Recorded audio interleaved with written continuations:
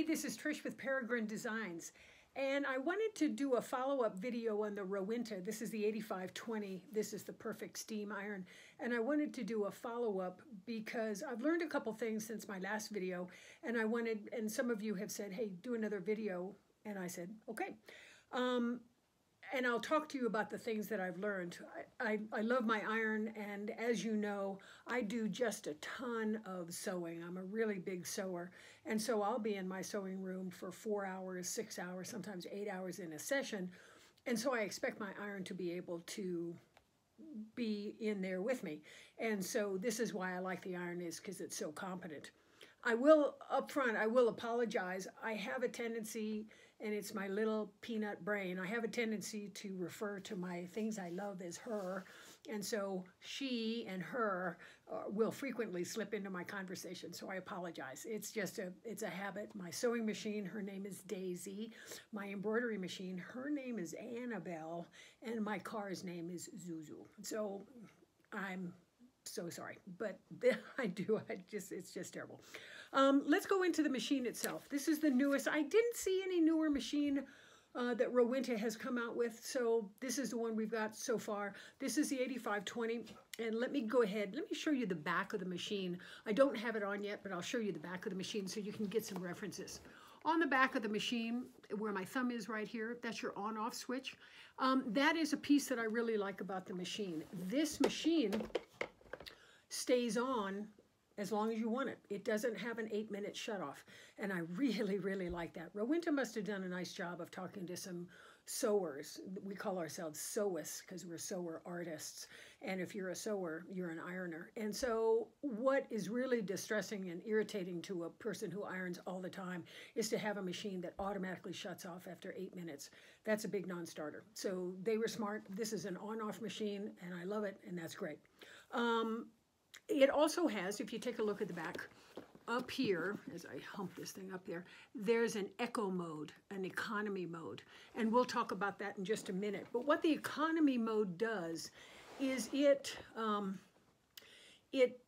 reduces the amount of wattage that the machine uses. It reduces the energy a little bit. I have never really demonstrably seen where it reduces the amount of steam through the Soleplate. You got 400 holes here, darling. You've got a lot of steam on this Soleplate. So I've never not had to just leave it on echo. If you're working with some fabric that's really tough and just really giving you trouble, go ahead and take it off echo and see if you can get a little bit more steam out of it. But generally, normally, usually, I'm fine with the echo mode. So I'm good with that. The big thing is the ability to fill this on the fly. The old machine, the old Rowenta that I have, and I really like the old Rowenta as well, it had a locking mechanism at the top, and once it came up to steam, you could steam for a long time. You could actually steam for multiple hours with that because it was so concentrated that you didn't lose a lot of steam through the system. But once it lost its steam, you had to wait for it to cool down in order to refill it. This is a refill on the fly, and I'll show you how to refill it. You have kind of two options, and I'll show you how to refill it in just a minute.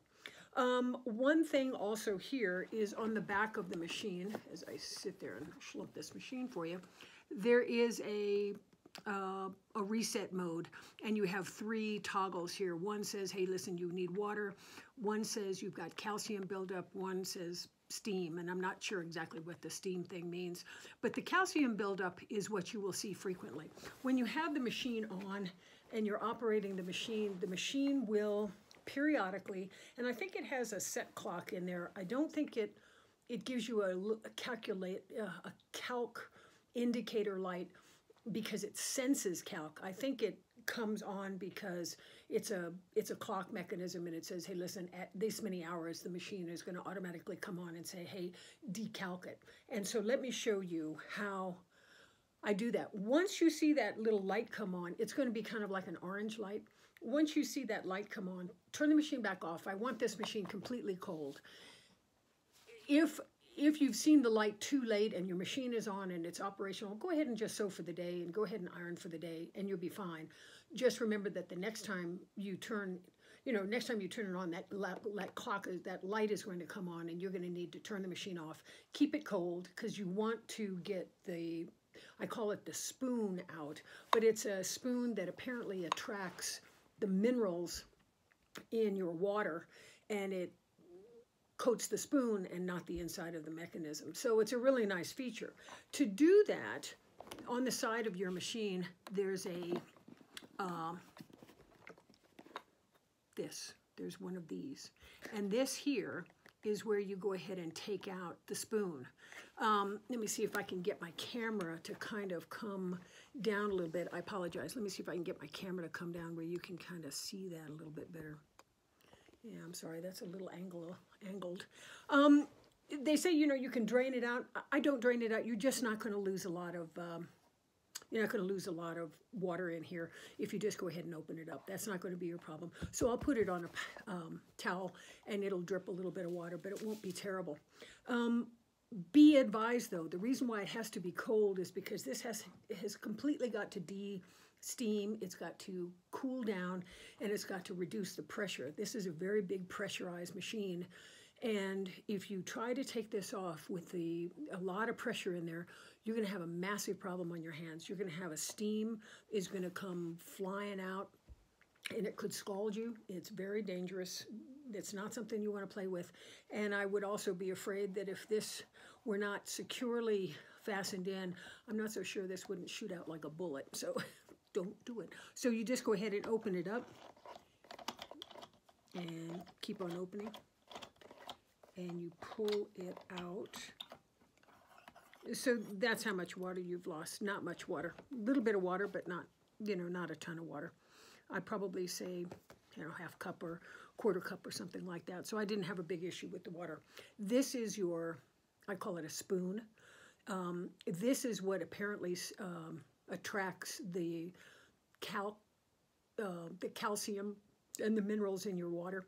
And so what you do is you take it to your sink and you wash it off, and I use a used toothbrush, and I'll go ahead and wash it off real well, and then I'll go ahead and put it back in. So this is what it's going to tell you to do periodically as a routine. It's going to tell you. Now, if you were doing this, and I'm canting this up so I don't get so much water, if you were doing this and you had really, really heavy water with a lot of mineral content that you were using on the machine, and you took this off and you had a lot of calcium buildup, you had a lot of mineral buildup, I might think to either do this more frequently than the machine tells you, or if you have a lot of buildup and if you got really hard water, the manual says that you can blend your normal tap water with distilled water to go ahead and reduce the calcification. So I would probably take both. But if you had a lot of buildup, I'd go ahead and either wash it more frequently. Now to put it back in, keep on twirling it. You're going to know when it starts to get, you know, like right now, even though I'm twirling it, it hasn't seated yet. And I'm trying to get the thing to seat. So it's, okay, now it's seated.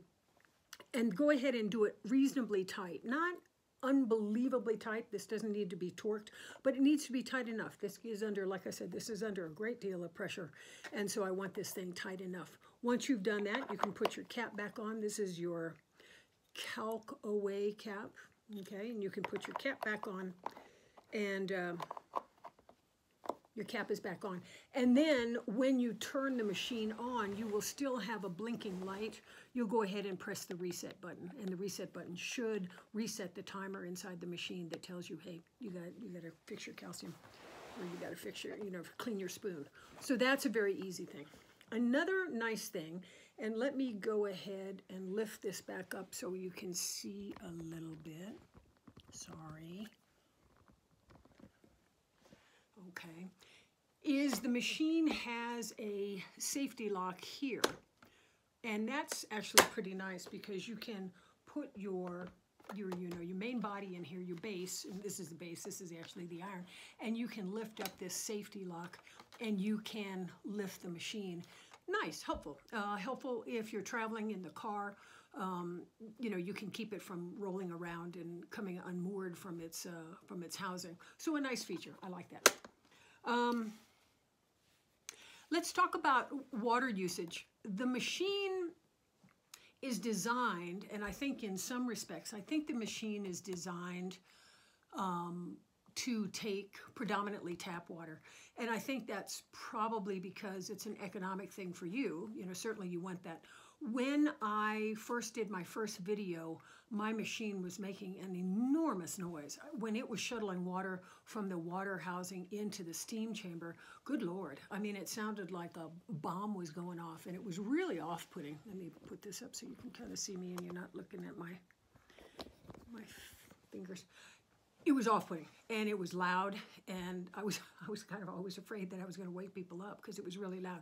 Some of the viewers had said, hey, listen, you got a problem. Your machine's way too loud, and they were right. So what I did was I took it to an appliance repair, and he was able to fix it. So when I turned it on, and you'll see, much, much quieter. But I talked to the appliance guy, and I said, look, I live in the forest, and I've got well water, and the well water, it's delicious, but it's very mineralized. Can I use a little, can I use a little bit of distilled water in this? And he said, this version, this one here, has a stainless steel tank. And he said, stainless steel and distilled water will generally play well together. And he said, that is okay, you can do that. And I said, well, when can't you use distilled water? And he said, when you have an aluminum tank. He said, when you have an aluminum tank on an iron, distilled water will corrupt, and it'll interface with the aluminum somehow, some chemical reaction, and it will compromise the aluminum. And he said, no distilled water with aluminum. This is stainless. So he said, generally she can handle distilled water. Now the manufacturer recommends tap water, which is economical and fine. And if you've got good tap water, that's a great way to go. If you've got really hard water, the manufacturer, I think, recommends go ahead and half and half tap, half distilled. Do what the manufacturer tells you, but the distilled water, per my appliance guide, the distilled water won't necessarily hurt the tank because it's a stainless tank. That's one thing I didn't know, and so that's why I'm doing this video. Anyway, she's much quieter, and she's much more easier to use at night. I've done the safety lock, water refill options. This is another huge benefit to this kind of an iron. I can refill on the fly. And if you take a look here, you have this little window right here. This is where you put your water in. And I keep a gallon of water right next to the iron all the time, and I will refill it on the fly. That is a huge benefit to this. I was really happy to see that. Two things I were really happy. I was happy with it doesn't shut off. I'm a big girl. I can figure out how to shut off my iron at the end of the day, and it has a refill on the fly. I like that. This tank actually comes off. This piece here, and let me move myself down so you can kind of see it. This piece actually comes off, and one of the viewers said, hey, listen, my husband and I were trying to take it off, and they says there's some sort of a safety lock. And she said, I can't find the safety lock. Well, I said, I've never taken this off, and I couldn't find the safety lock either. But if you look in here, this is the front, and it says Rowenta. There are two, can you see those two white prongs? My husband, who's a really smart guy, he said, you could call those vertical alignment guides. And I said, only you, sweetheart. You're just too smart for me. But he's right, and it is a vertical alignment. To take this off is actually pretty simple. You just go ahead and put your hands here, and you just gently push up. Let me gently push myself up. And it comes out.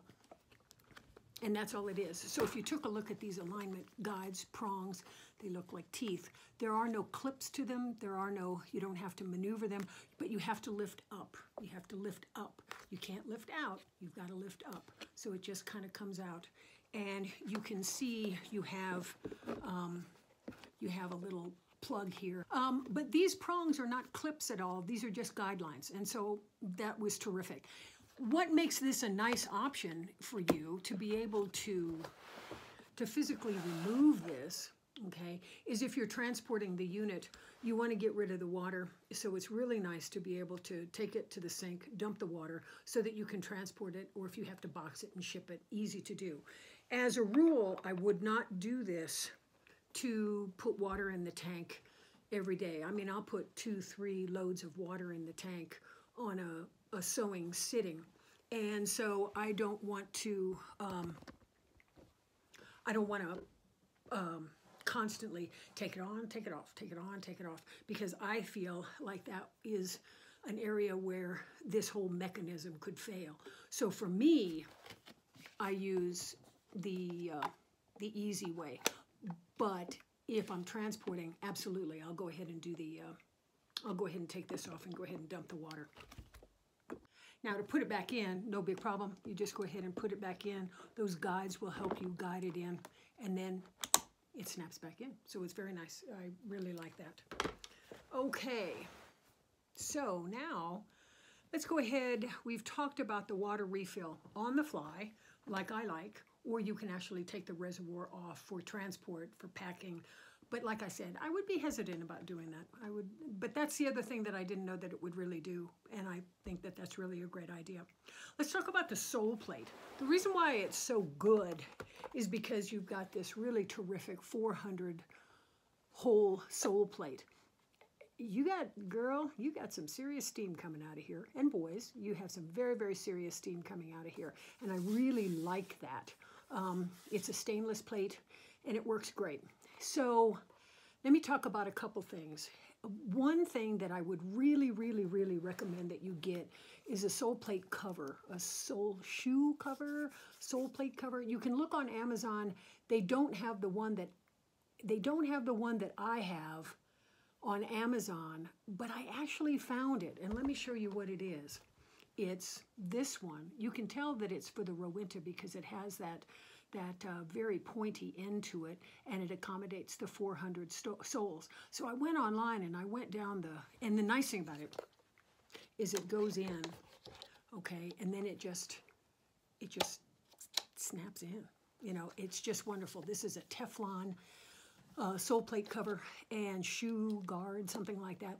And the wonderful thing about this is that you can gunk this up and clean it, no problem. But if you gunk up and if you don't have something like this and you're ironing products with adhesives and glues and you accidentally touch plastic to it, you will just really, really trash your original Soleplate, and that is just not even funny. So I like to keep this one pristine, and this one I can trash. Now, where do you get this? You don't get it on Amazon. I did get mine on Amazon, but then I couldn't find it anymore. But I went down the wormhole, and let me show you what I found. Go to rowentausa.com, and you can type in protective Soleplate. What is that? Let me see if I can say that. That's Z as in zebra, D as in Delta, 7900, D as in Delta 1.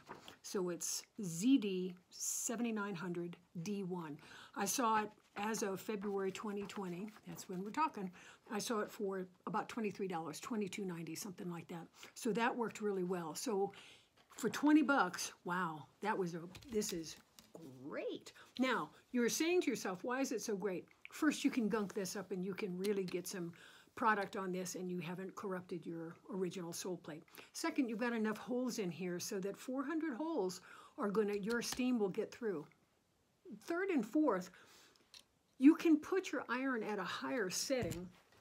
You know, your temperature setting is right in here, just like with any iron. You can put your iron at a higher setting, but the Teflon will minimize the heat enough so that I can come at some really interesting fabrics and not scorch my fabric. If you have a tendency to have to iron fabric like gabardine, let's say you're ironing a skirt and it's a gabardine skirt or something like that, if you come at it with too hot of an iron, you will literally burn and melt the fibers in that gabardine.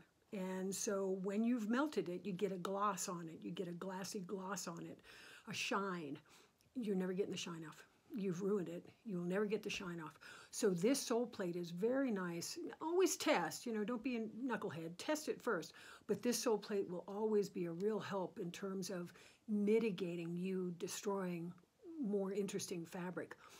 Some fabrics, you know, you really have to be mindful. Fleece, if you think you're going to iron fleece, you got to think again. Fleece is really delicate. It doesn't like to be ironed. It can, but really delicately. So I use my Soleplate quite a bit so I can minimize potentially scorching and ruining fabrics. So, okay, let's say you didn't have a Soleplate and you accidentally got a bunch of really, haven't you ever looked at an iron, maybe you've taken a class or something like that, and the iron that they have is just a mess of burnt on, and you're going, good Lord. There are some hacks that you can do. Take a look online. There's some really good cleaning hacks that you can do for your iron. Let me talk to you a couple of them. Glass cooktop. It works, it really does, because I've used this before. The problem with the glass cooktop, the problem with this, is I don't want it to get into the holes, and it will. And that's a shame. I don't like that hardly at all. I don't like when I gum up the holes. So it's not a great option. It works, and if you've really got something crudely on there, okay, you can play. Another option for you too, dryer sheets. A fresh dryer sheet. They smell delicious. But if you've ever taken a feel of a dryer sheet kind of has a texture to it. It does have a bit of a texture. So I'll use a clean dryer sheet, okay, and I'll put the dryer sheet down and I'll run my hot iron and steam the dryer sheet. It smells good, but it is just textured enough so that it can take off some light grime. It'll work with light grime. It won't work with, you know, if you've got a baked on mess, it's not going to really be that effective with a baked on mess, but it'll work with light grime. So I do this a lot. You know, I'll go ahead and use these a lot. The other thing that you can use that I like is steel wool. Really, really fine weight steel wool. 000 or 400 steel wool. Really fine weight. If it's really fine, I'm not talking about Brillo. I'm talking about fine weight steel wool that you can find in any Lowe's, Home Depot, all over the place, Walmart. That fine weight steel wool will do a nice job of cleaning. It can do a nice job of cleaning some really bad stuff off the base plate of your iron, the Soleplate, and it'll do a nice job without scratching your stainless steel. So your options are, your best option, no kidding, is your Teflon Soleplate. That's your best option. Second option is to have this on hand, have your dryer sheets on hand, and be mindful of this. This is probably not your best bet. Works, but it's going to gum up your holes, and I think you'll be disappointed, so don't do this. I like it, but I wish it wouldn't gum up my holes. But anyway, that's your options. Some things that I have done that I wanted to make sure is I have adapted my iron because I don't iron on a typical conventional ironing board. I literally have an ironing board, this ironing board right here. She is 60 inches wide and 40 inches tall. So there is not a lot that I can't iron. Great for quilting, and it's just good for everything that I do. So I have a very large ironing surface. As a result, my iron is, you know, riding the corner of my table. So what I have done is and I know this looks kind of cut buddy and I need to replace it, but I do a lot of sewing. I make a lot of purses, and I use a lot of foam. And so what I've done is I had some extra foam that I'd cut out and I didn't need, and that I had quilted with some fabric. And so what I had done is I had wrapped my cord with this foamed quilted fabric, and then I just gently hand sewed these pieces together. Don't hand sew through your tube here, or you've really boogered up your, I mean, it's unusable, and you're going to have to go to the appliance guy and say, hey, replace my cord because I just sewed through it. Don't do that. Just go ahead and put it on whatever system that you have. But what I find is you can tell how beat up this is. It's beat up because it's rubbed against my table so much. But this is beat up, but my cord is fine. So that was an adaptation for me. So what I'm going to do next, and I wish Rowenta, you know, I love it that they have a Soleplate. I like the Soleplate. I kind of wish that they had something that would work that was a nicer look, but you can pick up something nice. You can do something a lot better looking than what I've done. Let me go ahead and turn it on and I'll show you how she works.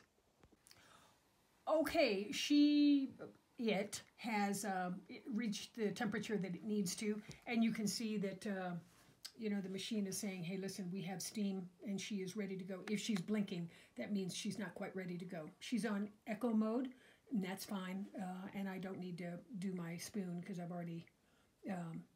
already did it earlier, and I pushed the restart a few weeks ago, and she is on, obviously. This is not a particularly bad piece of fabric, but I wanted to give you an idea. I do have the Soleplate on. I do have the added Soleplate on, but I wanted to give you an idea, even with the Soleplate on,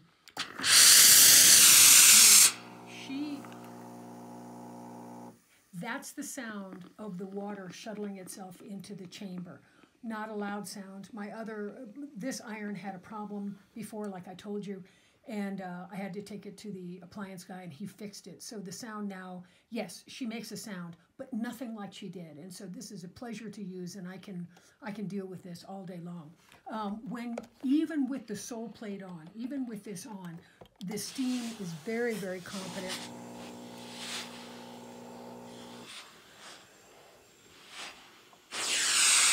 And she does a beautiful job.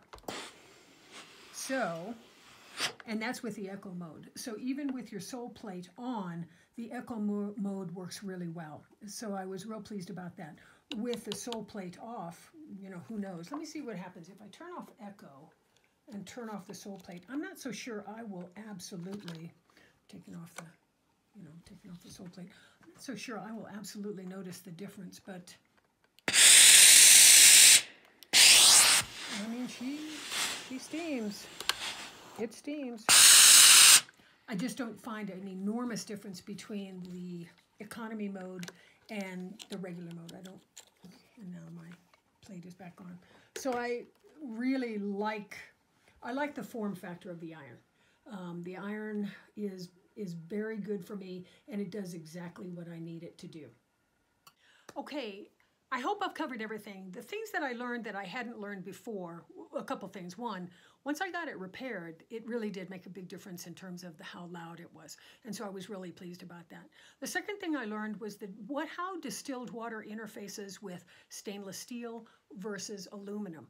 Remember, the manufacturer is telling you if you've got really hard water, you can blend, you know, regular tap water and your distilled water. They do not recommend that you go full distilled water. But it's nice to know that the machine will be able to handle distilled water. Do what the manufacturer tells you to do. Don't take that chance. You paid a lot of money for this iron, so do what the manufacturer is telling you to do. But I didn't understand how it interfaced with an aluminum tank. I thought that was pretty interesting.